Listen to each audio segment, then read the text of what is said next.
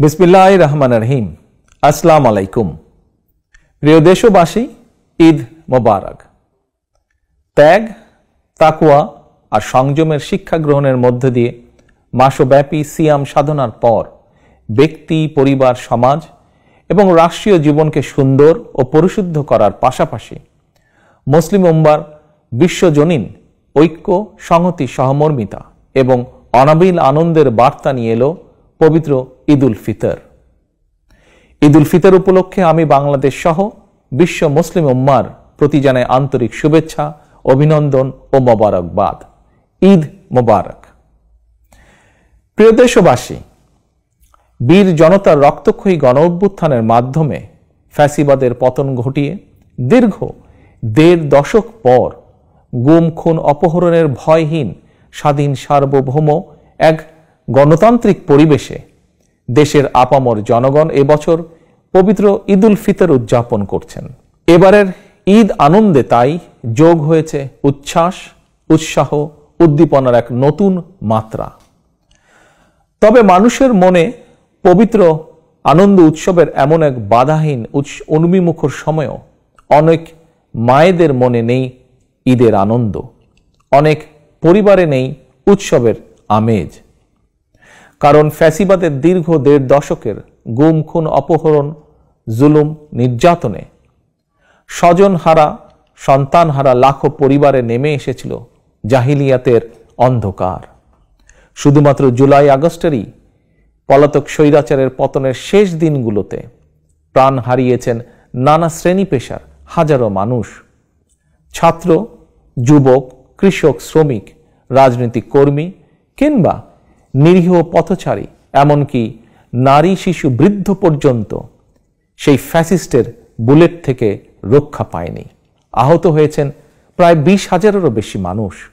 ফ্যাসিবাদ পতন আন্দোলনে হতাহতের পরিবারগুলোতে আজ তাই ঈদ উৎসবের বাঁধ ভাঙা উচ্ছ্বাস নেই।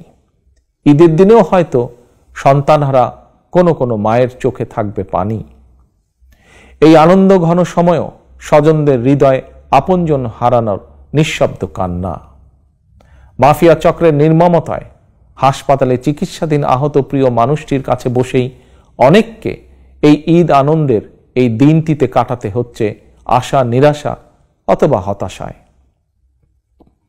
প্রিয় দেশবাসী, দীর্ঘ ১.৫ দশক ধরে ফ্যাসিবাদী শাসন চালাতে গিয়ে যারা মানুষের ঈদ উৎসবের আনন্দকে ধ্বংস করে দিয়েছে, যারা অস্ত্রের জোরে মায়েদের বুক থেকে তাদের প্রিয় সন্তানদেরকে কেড়ে নিয়েছে, যারা দেশের অসংখ্য অগণিত সন্তানকে পিতৃহারা বা মাতৃহারা করেছে, এই বাংলাদেশে অবশ্যই তাদের বিচার হতেই হবে।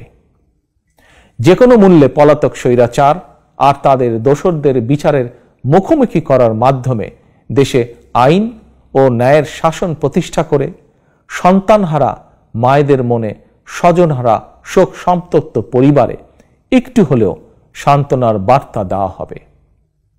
এবারের ঈদে এটাই হোক আমাদের অঙ্গীকার, আমাদের শপথ। এই অঙ্গীকার পূরণ করার লক্ষ্যেই ফ্যাসিবাদ মুক্ত বাংলাদেশে জনগণের ভোটে, জনগণের নির্বাচিত প্রতিনিধিদের নিয়ে জনগণের কাছে জবাবদিহিমূলক সংসদ এবং সরকার গঠন করে একটি নিরাপদ, বৈষম্যহীন গণতান্ত্রিক বাংলাদেশ প্রতিষ্ঠার স্বার্থে অন্তর্বর্তীকালীন সরকারের প্রতি গণতান্ত্রিকামী জনগণের সমর্থন এবং সহযোগিতা অব্যাহত থাকবে।